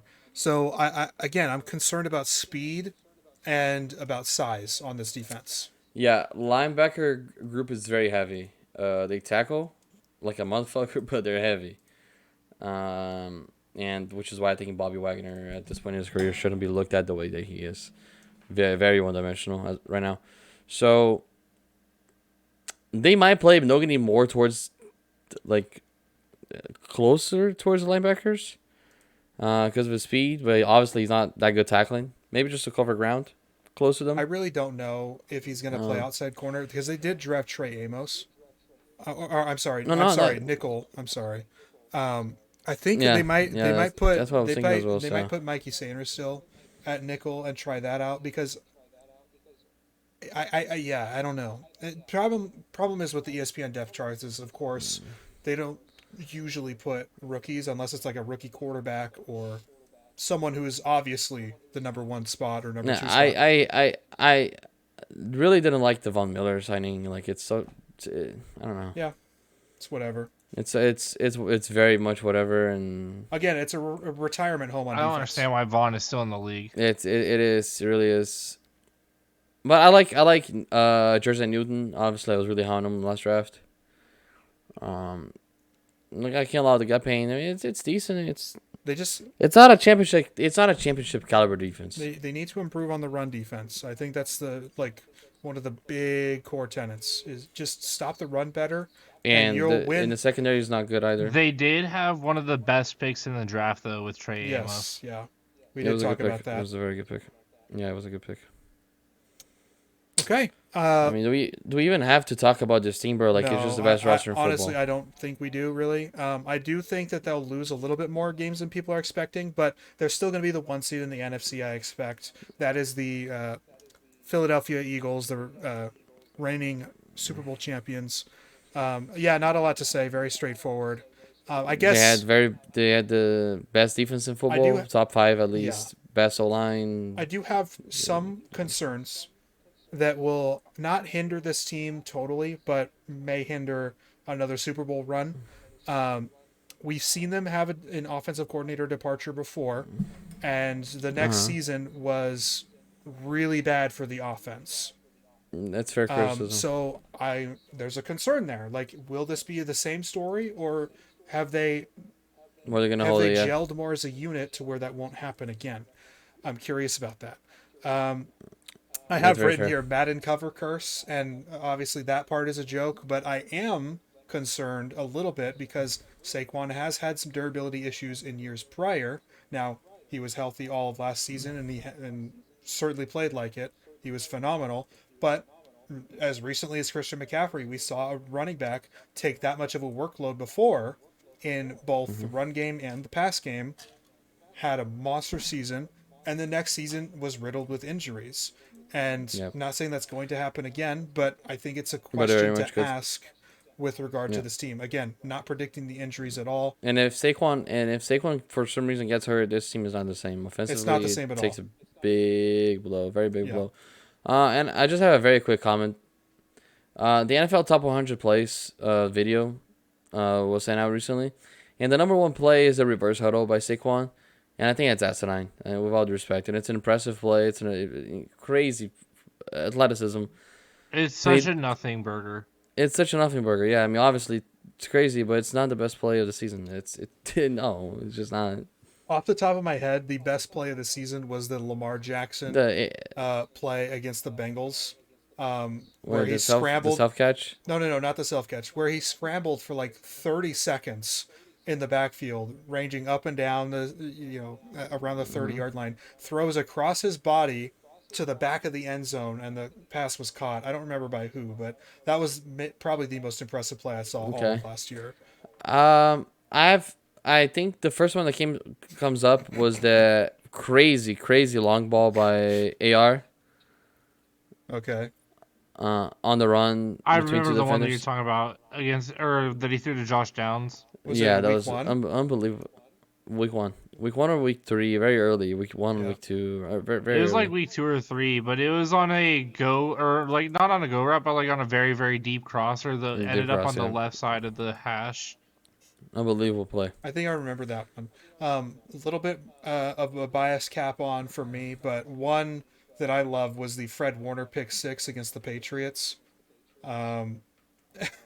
And I think that was the exact play where he fractured his ankle as well.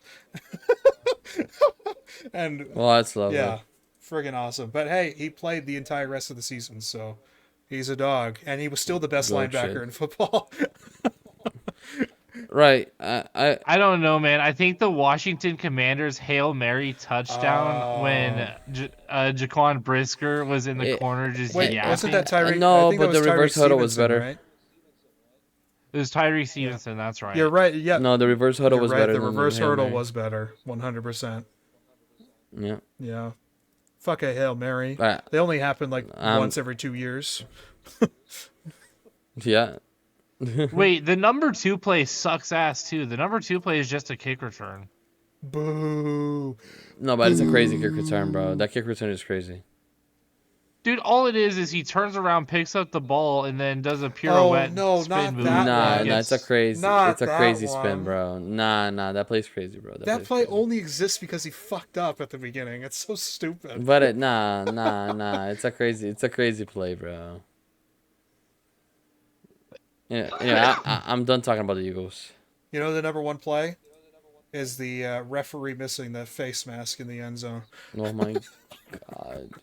Yeah, on Sam Darnold. Yeah. I swear to God, bro. Anyway, let's close this out with the NFC Wait, West. number 4 is a fucking touchdown to Garrett Wilson on Thursday Night Football against the Texans. No, but the catch Who was crazy. cares? I can't. It's just a That Lamar one-hander. Jackson touchdown isn't in the top 5. I'm really curious now. No, What the fuck, man? the number 5 play is Josh Allen scrambling for a touchdown in the snow against you guys. Oh, son of a. Oh wait, bitch. no, it was him. Chiefs was against It was him Chiefs. throwing the screen to Amari Cooper, and then Amari Cooper pitching it back to him, and then him breaking 3 tackles Yeah, for the diving touchdown Yeah, against the who 49ers. the fuck cares to go about that 28 to play? 3. I remember Who cares about that play? God, hate Josh Allen, bro. Fuck that guy. Number 6 is another touchdown against the 49ers. nice. It's literally just a slant. It's just a slant route to Kyron Williams, but Kyron Williams did a front flip into the end zone, so you I know it's remember got to that be one on the too. top one. Fucking Hufanga went low. He just jumped right over him. Yeah. No, So- I don't even gonna lie. I don't give a fuck about Marvin Mims bias or what, but that Marvin Mims touchdown against the Bengals should have been number 1. Oh, that play is crazy, bro. That catch is insane, actually. No, That catch was fucking wild. Yeah, that shit was crazy, the Lamar bro. Jackson plays better. We heard you. Oh yeah. Which Yeah. which conference did the Dolphins play in? Yeah, you tell me, Buckaroo. Um, We're talking about the Cardinals let's bang now? out this NFC West real quick to close out. I I don't love this roster, but wholeheartedly think they have one of the best safety duels in football. They're Um, going 10-7. I said it. no, no, What are you gonna nine do and about it? eight, nine and eight ceiling. Yeah, 6-11 9-8 floor. ceiling. You want me to say it No again? shot. My problem is that I don't know how they're going to perform against the rest of the NFC West. That is one of the biggest concerns for me. Um, and I guess the other thing too is that the pass rush dealt with a lot of injuries last season, and they're back now. They should be healthy, but will it actually improve? That remains to be seen. Of course, you would expect it to, but you never know. It could be a more of a lateral move there. The secondary should be pretty good. They have revamped the cornerback room quite a bit with the Will Johnson and the Denzel Burke and of course Garrett Williams and Max Melton last year in that draft. So that's a fun secondary for sure. Just have my concerns about the front four. I love Josh Sweat. I love Walter Nolan. And they've got a bunch of guys that were injured and stuff last season, so maybe they pan out. Yeah, but isn't Walter Nolan already out for a while? I think so. I'm not too sure. Maybe it Yeah. says on here, if I click on his profile, a calf injury. Start of training camp with calf injury. Fucking I asshole. think it was like a 12-week recovery, something like Gannon that. didn't rule out the Yeah, for first Nolan. 11 games of the season. Gannon didn't rule out that Nolan Oh could yeah. miss Oh, time, no, sorry. so he might not miss any time. But that could mean Oh, okay. That's that he's good. not very good to start either. You know what I mean? And that could stunt his. Shut the fuck up, video. God damn Development. it. Yeah, exactly. So again, remains to be seen. There's a lot of other health issues there. Again, not predicting injuries. Um, the Kyler, a lot of it rests on him too. He just has to step up and play a full good season for this team to make a next step. You expect the O line to improve Mhm. as well. Will they actually? They should. Again, on paper. So I'm a little bit lower on other people, but I think that they have an opportunity here if they can capitalize. My floor is 6-11. My ceiling is 10-7. My prediction is 7-10.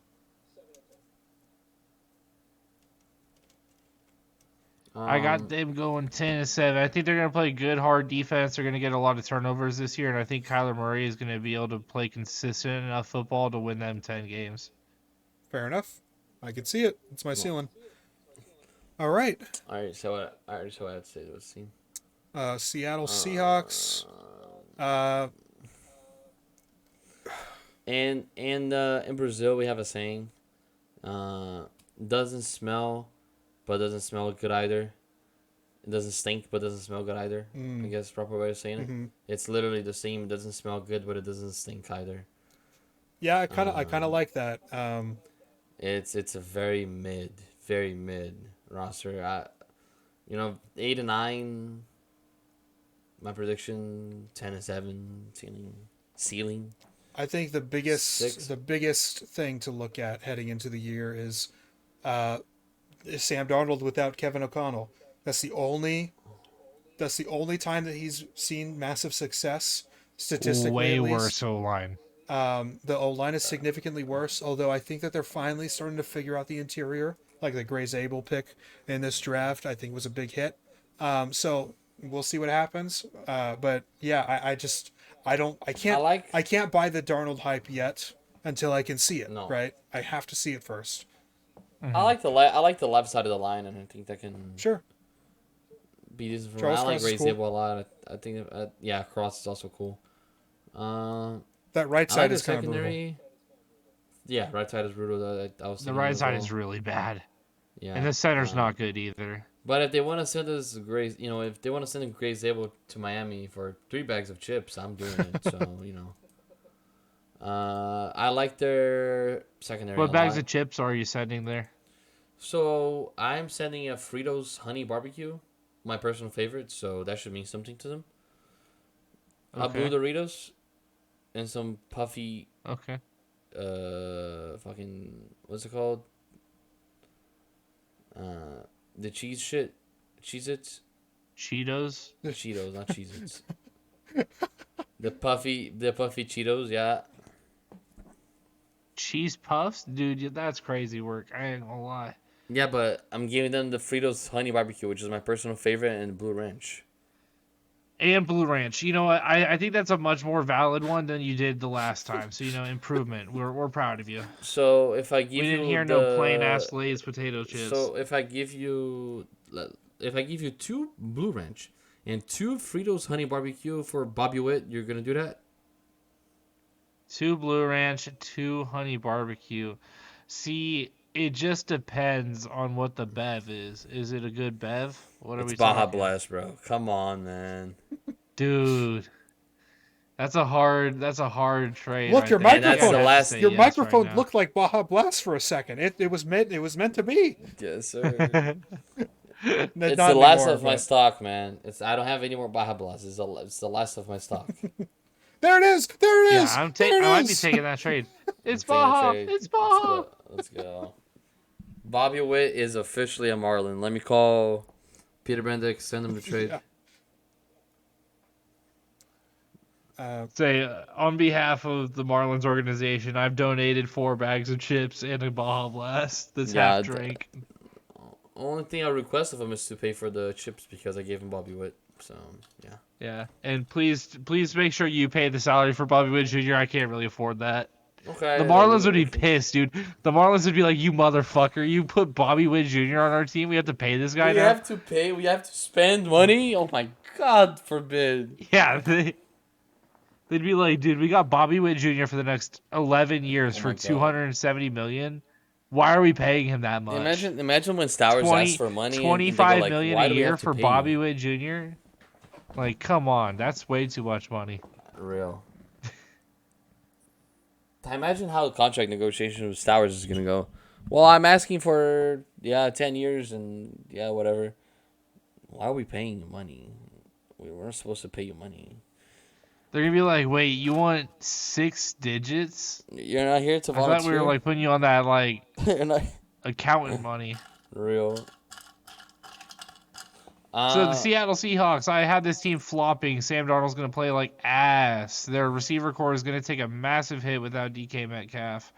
And MVS might be their best touchdown getter. Who knows? Or Jake Bobo.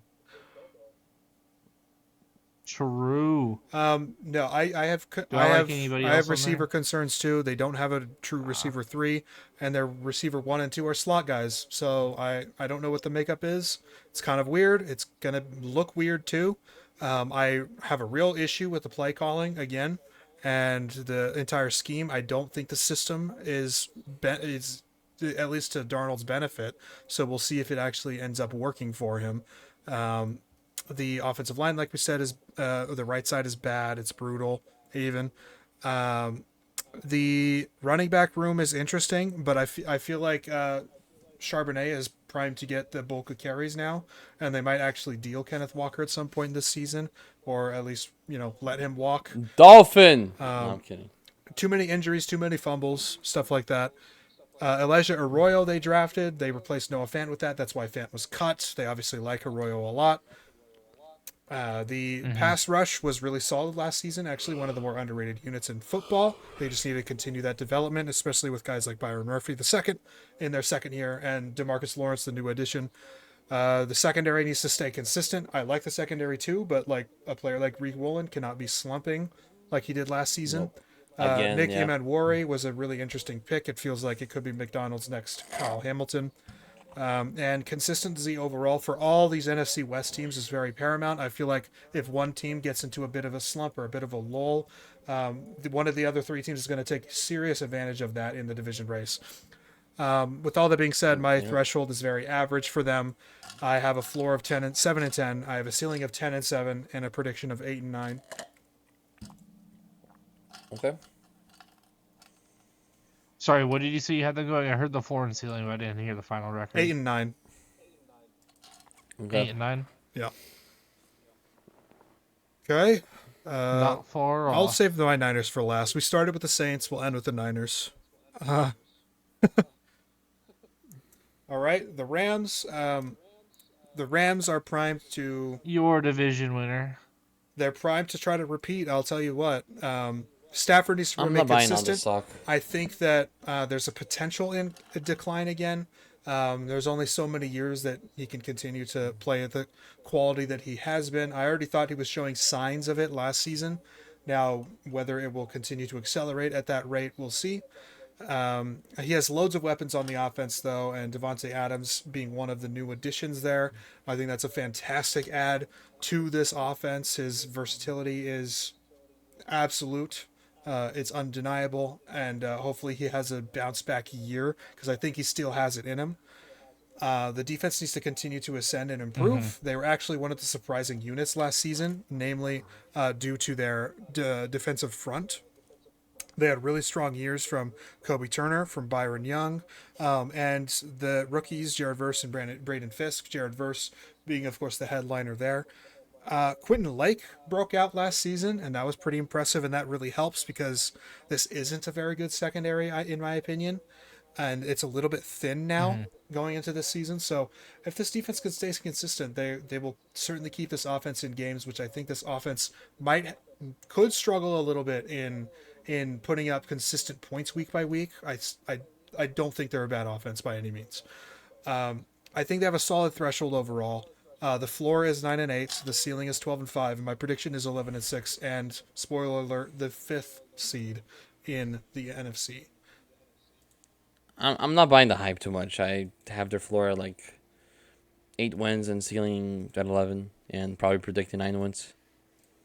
Yeah, I think they have a pretty small window as well. I would say it's probably 9 wins to 11 wins, but I do think that they get the higher end of that and win the division. Fair, I got the Niners winning division. fair enough. Okay, Okay. and addressing the elephant in the room now. Before you just say, I'll just say You guys go the first. thing. You guys go first. I don't want to say too much because you have more to say. I just have one thing to say about this roster, and I love the Michael Williams pick. I love Michael Williams. That is Baja a blast, guy Baja blast, Baja blast. real. Yeah, that's all I had to say. Really high on Michael Williams. Excellent. Jacob. Not really high on Michael Williams, personally speaking, but Yes, I I am really high love on him. Alfred Collins. So tomato, tomato. The Niners are probably going to be really competitive with everybody that they play against next year. I think they're going to have a good, fun season. They'll probably win around 10 games as well. I think that this division is going to be a three-way race between them, the Cardinals, and the Rams, but I do see the Rams pulling out ahead. And I have the Niners making it as a wild card team. All right. And also, Fred Warner is still the best linebacker in football. Don't Oh, overthink and it it. might not be close, honestly. It's I not. think it's kind of. I, I li- think I it's a like little silly. Roquan. Yeah, It's never been close. Yeah. no. All right. For like the last 3 years, it's been Fred Warner. Yeah. Pretty comfortably. All Yep. right. Here we go. A lot of the issues last season was about staying in close games and being clutch, and defense especially showing up in those situations, and they more often than not fail to do so. If you actually look at the stats, the 49ers offense really wasn't a problem outside of the red zone efficiency, which was a big problem. And of course, scoring offense in terms of field goals. Jake Moody was awful last year, and a lot of points were left off the board because, again, of the red zone inefficiency and then not converting 3 points on that drive anyway. So that was, of course, a big issue, and I talked about it all season last season. But the real kicker was the defense. It was among the worst in the league in run defense and in points per game, especially down the stretch. The pass defense was better, but not by much. And of course, they were marred by injuries the whole way through. I think a lot of people this offseason have been overrating the number and the magnitude of the departures on this team. Dre Greenlaw is, of course, a big loss. I love Dre Greenlaw, but he was not available last season. He played like 10 snaps before he got re-injured. Talanoa Hufanga, the same thing, although he played like 4 games, but he was unavailable. Javon Hargrave played 2.5 games before tearing his tricep, or tearing his, maybe it was a pectoral actually, and he was done for the year. That happened all throughout this lineup, this roster. And those people are the guys who depart. So you mean to tell me that this team is going to be even worse than the team they were last season when they had an extra draft class, an extra free agency class, and the guys that are still around that did get hurt are now healthy again? I find that hard to believe. I think Brock Purdy deserves every penny of that contract, and I think the contract is very team friendly as well. He's only making about 8% of the current cap on this team, and that's fantastic outlook. And in the future, because of the way they structured this contract, it's going to look even better. It's not going to Yep. age poorly for us. They've structured their most recent contracts really well. Same thing with Diamador Lenore, kind of a steal at that price now, especially with some of the other cornerbacks and what they're getting now at this point. Jawan Jennings, they're going to have to pay, but he's not asking for much, so I'm all for it. He was our best receiver last season. Not saying much, but still. I'm expecting good things from Ricky Pearsall. He's going to have a lot more to do in this offense, especially early, because Ayuk is still not going to be able to play early on, although Pearsall is dealing with a little thing too right now. Hopefully he's good to go. I'm curious about a lot of things. I think leaning on Kittle, I think leaning on the run game, I think leaning on Brock Purdy just doing his thing is going to be really helpful. I'm very concerned about the O-line though. The big takeaway so far from training camp actually is that No more the arrow banks. pass rush looks excellent, including all the rookies that they drafted. Michael Williams is fast and powerful. Alfred Collins looks really good, but the big winner so far out of camp is C.J. West, actually, the other defensive lineman that they drafted in the third round. He's been the most impressive according to people, according to reporters and stuff, and people inside the team. So that's very exciting. It's nice to have a really solid front four potentially again. Nick Bosa is also looking really, really great at camp too. We all knew that he was going to be good anyway. It's just about not allowing him to get tripled every time because he's the only guy on the line. What? Nick Bosa looks like a good I know, football crazy. player? No. But part of Shocked. that issue, part of my issue, and the part of the concerns here is that the person who's not looking good during this training camp is Trent Williams. People are saying that he's looking slow and he's very frustrated with his performance. I'm glad that he's frustrated because he apparently has not been performing well, and everybody that lines up alongside him is just faster and stronger than him right now. That's a big issue because that's kind of your guy that you're relying on for this whole line, and now he's not, maybe not very good. We'll see. I don't want to overreact from camp too much, but that's scary. Um, the coaching staff has been revamped as well, and that's something that I really like. On top of the defensive overhaul, you get an overhaul of the defensive coaching too. Bringing back Robert Saleh, I think that's a huge, huge help to this defense. Not to mention the special teams overhaul too. New special teams coordinator, new long snapper, new punter, potentially a new kicker. They bringing in Greg Joseph for workouts, new returners. They are finally addressing special teams because it was either 31st or 32nd last year. Brutal stuff. That said, a lot is riding on the rookie talent and their performance this season. A lot is riding on the consistency of that defense that is now, instead of being one of the older units, is now turning into one of the younger units. The floor for them is 9-8. The ceiling, I think, is 14-3, purely because of how easy this schedule is. It's the easiest strength of schedule in the entire NFL. I know that doesn't say too much, but this could be a cakewalk if everything pans out for them, is what I'm saying. My prediction, though, is 12-5 and the 2 seed. Um, I'm high on the Niners. I think they're gonna be injury free. I No, hope so. not injury free. I think they're not gonna have. I don't think they're gonna be as unlucky as last year. Super talented roster, top to bottom. Oh, for sure. Floor 9 wins. Wins 13. It's the ceiling, and I have them winning 11. Right there in the middle. All right. 9 to 13 is a pretty wide range. I would say it's around like 9 to 12, 9 to 11. But I think it is a wide yeah, range. I had them in the 10 to 12 I range. really think a mostly. wide range makes a lot of sense for this team because of how the It's one of those inconsistency question works, marks, yeah. and because of how many rookies are projected to be starters on this roster too. Yeah. That's a very volatile roster right now, but I'm okay with that as well. The core is still here. Yep. Fair enough. That's every team in the NFC now previewed. I have a fun storyline for my postseason predictions. Let's hear it. I have the Bengals beating the Eagles in the Super Bowl for a rematch of the 2019 college football semifinal playoffs of Joe Burrow versus Jalen Hurts. And Joe Burrow wins again. I'm sorry, man. I just can't see the Bengals making it that far with no defense. Me neither. Me neither. No, to be honest, it's because they kind of got a really favorable playoff for me because I had them as a 1 seed at 12-5, but they got the Ravens and then the Chiefs as their two teams So some in ownage. the. I'd be surprised if they won that many games in the regular season. Me too. I had them at 10-7. All right. Well, that's a fun. I'll say it's a fun prediction. Yeah. Vitor, do you have a postseason prediction?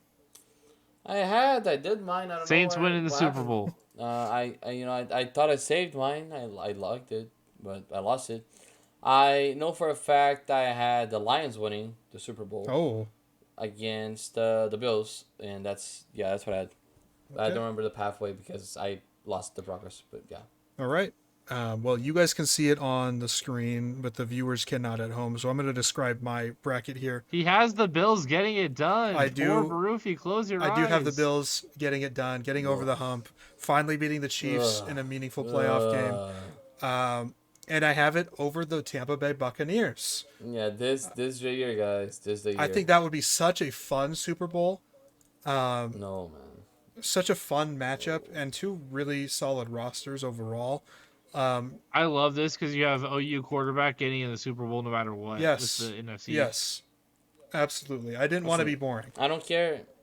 I don't care what happens in the season. The Bills win the Super Bowl, but the season is simply ruined for me. Like, it's that simple. The Dolphins can Dude's lose. life depends on a team that's not even his team. Listen, the Dolphins can lose to the Bills in the AFC Championship. It would be far worse to me seeing the Bills win the Super Bowl than that. Like, not even close. Guys. I'm looking at you, okay? We're making a connection right now.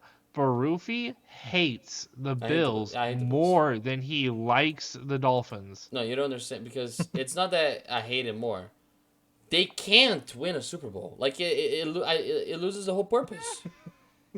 Barufi, you got me to pull up the top 100 plays of the 2024 season. It is so beautiful seeing the Eagles winning 34-0 against the Chiefs in the Super Bowl. you see, that's how it feels. Kansas City fans lost so bad. They were down 34-0. Oh, what a joke. Exactly, that's how it feels. Real quick, I do want to reiterate my playoff teams. The 1 seed, the Ravens, 2 seed Chiefs, 3 seed Bills, 4 seed Texans, 5 seed Bengals, 6 seed Jaguars, and 7 seed Chargers. And then for the NFC side, 1 seed Eagles, 2 seed Niners, 3 seed Buccaneers, 4 seed Lions, 5 seed Rams, 6 seed Commanders, and 7 seed Panthers. Valid. How many new teams I is like the that? Panthers 1, 2, 3, 4 new teams. Usually there's like 5 or 6, but it's okay. Panthers being there counts as 5, to be honest. Yeah, that would be nice, wouldn't it? Yeah, I would like to see it happen. Okay. I would not. I personally would hate that. Any final thoughts on the NFC? No, not really. Whoever gets to the Super Bowl, don't let the Bills win if they get there. That's all. Fair enough. I need the Saints to take a quarterback number 1 overall next year, so that way the NFC can start to balance out the quarterback dilemma. Because right now, all the great quarterbacks in the NFL are all in the AFC, so we need to get some over in the NFC. Fair enough. So here's the thing. So here's what's gonna happen, Jacob. Yeah. Yeah. I'm gonna send you Tua. Okay. And then Okay. you're going to send Malcolm and Sidney Crosby to the Panthers and Bobby Witt to the Marlins. How about that? See, you're no. And the chips, No. the chips, Oh, 3 can't bags forget of about chips. Okay, chips. deal. and the Deal. Baja Blast. Those are Deal. always included. Those are always included. Holy shit! This is a deal. This is a deal, guys. He said chips and Baja. Yep. Baja. Undeniable. Live Moss. Exactly. Anyway, Yep. Nice. that is our NFC. We've been going on for quite a while. That is our NFC preview, all wrapped up for you in a nice little bow. Hope you really enjoyed it, including our early Super Bowl predictions too. We will, of course, be talking NFL throughout the season as it goes on, but probably not going to be dedicating full episodes to it anymore because we do like the alternate content that we do, that we've been doing for the entire off season as well. That's been a lot of fun, and I'm sure my co-hosts also share that same sentiment. But we will not be forgetting about the NFL. So keep that in mind as well. Thank you guys so much. I hope you really enjoyed. If you did, please consider subscribing, following, whatever. It's free and you can always change your mind. Thanks, guys. Peace out. Peace.